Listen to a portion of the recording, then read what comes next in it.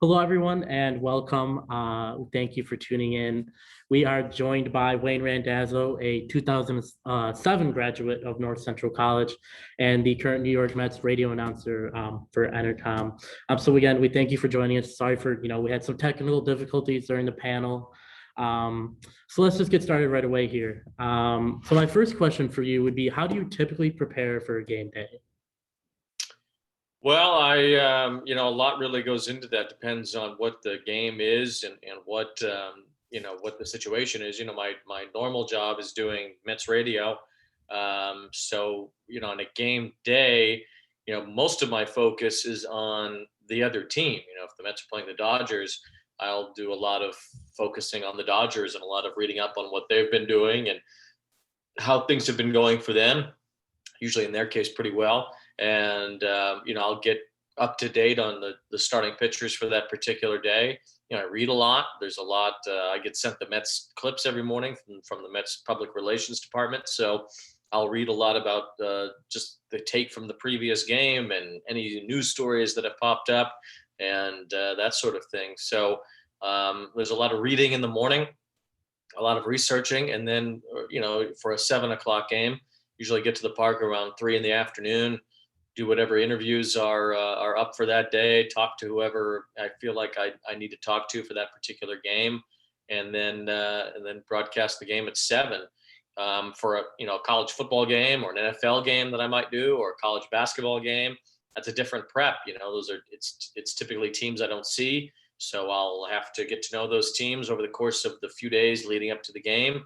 In the case of football, if it's a Saturday or Sunday game, I'll usually start 5 days beforehand and work, a few, at least 3-4 hours every day leading up to that game.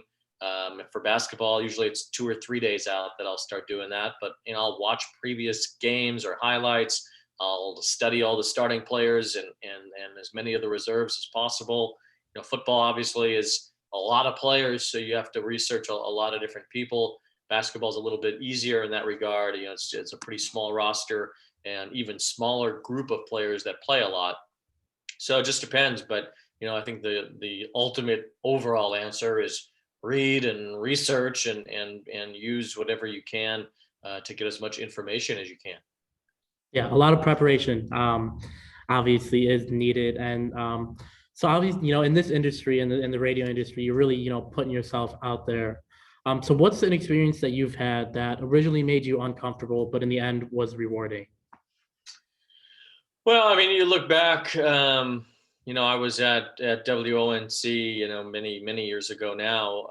Graduated in 2007, and I felt like I was able to get on the air there and put on a good product really from the beginning. It was just about getting the opportunities. I think the most uncomfortable I felt, and I found the reason for it later.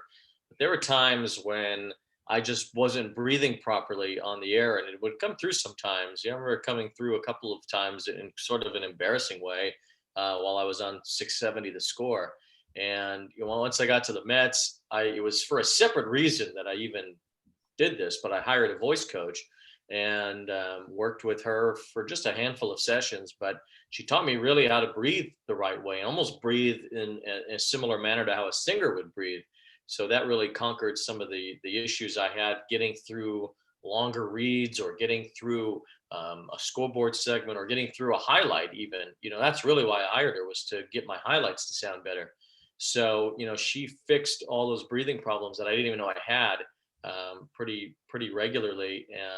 And once those went away, they've stayed away just through the techniques that she taught me. And, I think some of those moments that might have been unexplainable why I was not getting through a segment properly or a highlight have gone away. And now I don't have those issues. That's fascinating. That's something that you definitely wouldn't even think about. It's something so simple, yet, it can have that effect that you really, you need to have that, working properly, working well. And so kind of moving, thinking about the future, what is something you are most looking forward to in this upcoming year? Hopefully, just a return to somewhat normal life again. The pandemic has been such a terrible thing nationwide, globally.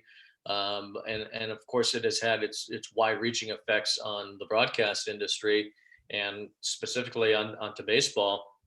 No fans in any stadiums last year, and we know that some stadiums at least will have some fans, including the Mets at Citi Field this year.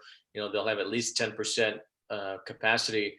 Cleveland said they're going to have at least 30% capacity to begin the year. So having fans back, allowing the broadcast to have that real live noise from people being at the game, I think is going to be great. Hopefully we start traveling again at some point during the season. We've been doing the road games off of monitors, and it's just a very stale way of doing it. It's not the way that you want to broadcast a live sporting event, that's for sure. So, hopefully being able to get back on the road, being able to have fans again, and a full season. Last year the baseball season was cut short. It was a very strange 60-game year where you couldn't really get a lot out of it. Even I think there was just a bad taste in anyone's mouths, even the teams that succeeded, except maybe the Dodgers who won it all. But I think that having a 162 game season again is going to be warmly welcomed by everybody. Great. Yeah. So moving on, Wayne, your pin tweet, I see that you just changed it. Your old pin tweet, it was you calling the home run of Pete Alonso from September of last year. So what's it like delivering a call like that? Yeah, that home run in particular that came after Tom Seaver had died. And, for those who aren't aware of Mets history, and Tom Seaver is the face of the franchise. If you're a Cubs fan, you're familiar with Ernie Banks being Mr. Cub. And, Tom Seaver was really that person for the Mets. And they called him the franchise. He really was that for the Mets early in their tenure. The Mets are a fairly young team in comparison to the Cubs or the White Sox, who've been around a lot longer. So Tom Seaver was really the Mets' first superstar and helped them win the World Series in 1969. He had a long career, a Hall of Fame career, and ended up passing away last year. So when the Mets played the Yankees the first game after Tom had died, the Mets had a pretty raucous comeback, and then Pete delivered a home run in extra innings to win that game. And I was fortunate to be just on the call for that inning, and it was a cool moment. Not a big moment for the Mets or the team or even for Pete, but just kind of a celebratory tribute to Tom. And to be able to deliver any moment like that. Pete set the rookie home run record in 2019. I got to call that. And I think back to 2015, my first season with the Mets, and they went to the World Series, and I called one of the playoff games and a big Yoenis Cespedes home run that really brought the house down. Those moments, and they haven't just happened in baseball. I've had a few big calls in football and in basketball. I mean, they really stay with you, and you really want to give the moment its justice. I think that's the biggest thing. When you look at any particular game, regardless if it's a big game or not, you are the steward of that game. You are the person that is on the call for it. You are giving the historical context for that game, whether it's a game nobody will remember or one that people will talk about 10 years from now. And you have to give each game, each moment, each highlight its due. So when those moments happen, when it's a big moment, really being able to step up and provide the call the way that you think fits that moment is important, and it's comes with some practice. I had Pete Alonso had hit a home run to set the Mets record a few weeks before he broke the rookie record 2 years ago. And my partner, Howie Rose, has been doing Mets games since 1987. He's been around a while, and he's a New York broadcasting icon, and I'm fortunate to work with him. And I asked him, what he thought of the call, what he thought maybe could be better for next time. And he told me, gave me a couple of tips about what a home run of that magnitude should sound like. And fortunately, Pete, had another huge record-breaking home run just a few weeks later. So I was able to put that advice to work. And I thought I had a much better call for that rookie record breaker than I did for the Mets record breaker, which I'm glad about. But it's really all about giving the moment that's happening on the field its justice and what it deserves. You think some of the great calls in history for sports, Vince Scully's call of Hank Aaron's 715th home run, or any of these great moments. It's really about the broadcaster stepping up to the moment and allowing that call and that moment in history to live on.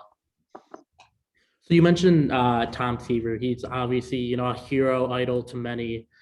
Who would you say is your biggest hero or idol in the industry? Yeah, I mean, it sounds funny, but I would never have gotten into this industry without Harry Carey. He was at the end of his career, which is where I got to know him, just kind of this caricature and someone who was not really all about his broadcasting skill so much as he was just about having fun at the ballpark. And it really resonated with me as a kid, watching Cubs games and being able to just kind of soak in the fun of a day game at Wrigley Field. And Harry was so enthusiastic. You never really understood where the Cubs were in the standings or if they were good or bad, because Harry made that particular game sound so exciting. It didn't matter. If Ryan Sandberg hit a big home run, it didn't matter that if the Cubs were still in last place that day. Harry gave it its all, because that's how he was every day. So he was really the first person that I gravitated to from an announcer standpoint. And then there were many others along the way. The Cubs had Tom Brenneman and they had Pat Hughes, who they still have, who are great announcers. Len Casper took over when I was at North Central and became a mentor of mine and as someone I still am close to now that he's moved on with the White Sox. I think that there are so many people. Joe Buck is so good at what he does, and I think it's a raw deal from fans for whatever reason. I think because there's a perception that things were handed to him early in his career and he didn't have to work for it, but he's become a really fantastic announcer. Bob Costas and Al Michaels, the all-time legends. I mean, just people like that you really aspire to try to be and try to at least have as good a career as you can while being as good a broadcaster as you can. Yeah, I mean, I absolutely love that answer. I mean, all these guys you mentioned, are absolute legends that many of us look up to. So thinking back at your times here at North Central, what is one piece of advice that you would give to your younger self? I think that the biggest piece of advice would be not just to me as a younger person, but to anybody who might be attending college or thinking about a career in any field, not necessarily this one, is just to dream as big as you can. I feel like I've almost been held back by the fact that I didn't dream bigger. I think that I wanted to be a Major League Baseball announcer. That was really it.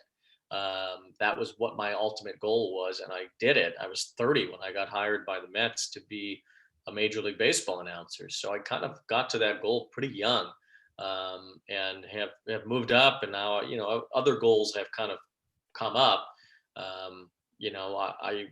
The Cubs just had a hiring for a TV announcer. They made a great hire in John Shambi.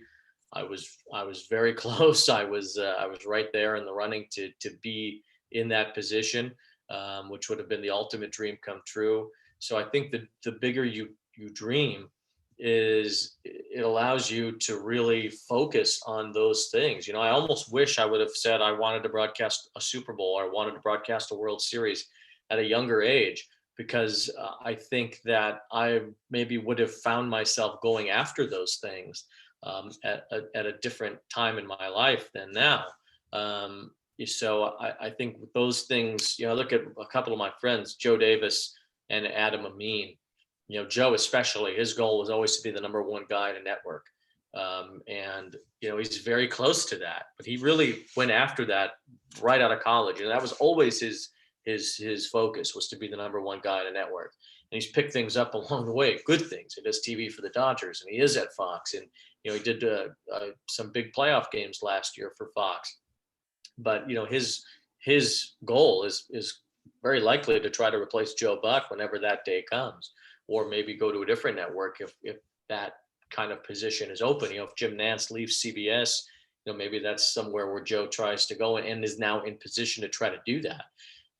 So I don't think you can dream too big. And I think that if you're really going after what you desire the most, you'll find a way to try to get close to it.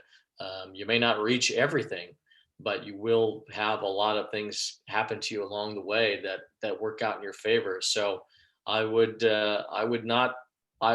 say that for anyone, I'm not any different than anybody else. I went to North Central, and I don't have some big background that paved some path for me. I just worked hard and did what I thought was the right thing and made the right decisions along the way, and have gotten into a really good position. And I think that can happen to anybody. You just have to fight and persevere and dream. Again, absolutely love that answer. I mean, it's something that, we can all take with us, just kind of dream big and hopefully we can all get there. So my next question for you is, did you or do you ever re-listen to any of your broadcasts? And if so, what do you listen for? Yeah, when I was younger, I did it all the time. I would go back even at the North Central days. It was I remember. I'm sure the systems and the way things are recorded now are much different than when I was there, but I used to make sure, especially when I was the sports director at WONC, that the games were recorded properly, because sometimes they weren't, and it would drive me crazy because I would go back and I would listen a lot to those games, to try to think about how I was coming off and how I sounded. I remember very early in my broadcasting life, I did a hockey game, and I kind of had a thicker Chicago accent. I would say hockey, and it was going back and listening to that and realizing what I sounded like that made me change it, which is not an easy thing to change, but just hearing that made me understand that needed to be gone, and it was gone soon after. So that's one example. But then early in my minor league days too, I would just go through each broadcast and listen to anything that I would try to pick up on. I knew what I wanted to sound like, and if it wasn't there, I would work hard to make sure I got it there. I'd also send my stuff to other people, to other broadcasters, to older broadcasters, people that I respected in the business, and not even people I necessarily knew, just the people I knew that would be maybe receptive. Joe Block, I don't even remember how I met Joe Block, but he was doing Brewer games at the time. He does Pirates games now, and he gave me a lot of good advice early in my career. So, don't be afraid to reach out to older broadcasters, to guys who are more established. If you're at North Central, I'm a perfect person to reach out to as an alum that would listen and reach back and say, hey, this is what I would change, or this sounds good, but maybe this would sound better. I think those things are pretty invaluable as you move toward being better at what you do. Mhm. Absolutely. So in what ways would you like to see change within the industry, or anything you'd like to see stay the same? Well, I think the industry is changing all the time. I think as we talk here over Zoom, that has been a big difference in how we can conduct interviews and talk to the players we need to see when we aren't able to have the access we normally want. People are doing their podcasts and things over Zoom now as well. Digitally, things will continue to change. Streaming will become a bigger deal in professional sports. I know Amazon right now, they air Thursday Night Football as part of their own little package, but it's not exclusive. I think Amazon or Apple or somebody is going to have, or maybe all of them, Google will have exclusive broadcasting rights eventually. I know Verizon has dipped into that a little bit with the NBA. So these digital companies are going to get bigger and stronger, and they're going to realize how important live sports can be to them. And I think that will be a big change in the industry. Things will continue to evolve. Representation will continue to matter more in our industry, and will be recognized more. I think more minority candidates will be considered for positions. I think more women will get play-by-play opportunities. I know the Cubs are bringing Beth Mowins in to do some play-by-play this year. Melanie Newman fought hard to get through into Baltimore and worked her way through the minor leagues. I think others, will hopefully start to do that as well, and get their opportunities in the major leagues and at the major networks, and things will just continue to evolve as they always do. And I think that that's a good thing. And people will be hearing different voices and seeing different faces than maybe they have in the past. Yeah, that's great. Wayne, thank you for joining us. I have one last question for you. What excites you most about the future of sports? Well, I think when you look at baseball specifically, Fernando Tatis just signed a 14-year contract with the Padres. Juan Soto is in his early 20s and is a superstar. Ronald Acuna with the Braves. I think the game is in good hands when it comes to the younger stars. And I think as, Generation Z takes over that playing field, that you'll see more interaction on social media. You'll see players using their voices more than you have in the past. And I think baseball's been behind with that regard, and it's hurt the sport in terms of being able to market their players. And you look at Mike Trout, who's the best player in baseball, but he doesn't want the spotlight.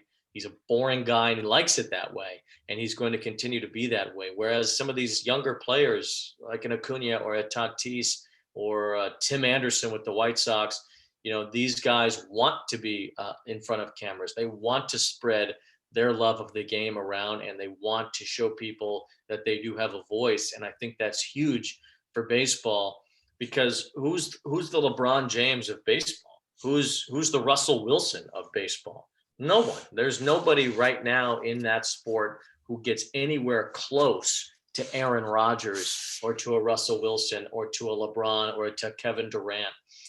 Those guys are the best players in their particular sports, and baseball has incredible players who are just as good at their sport as those guys are at theirs, but they are not out there to a point where people know them as household names. And I think that holds baseball back.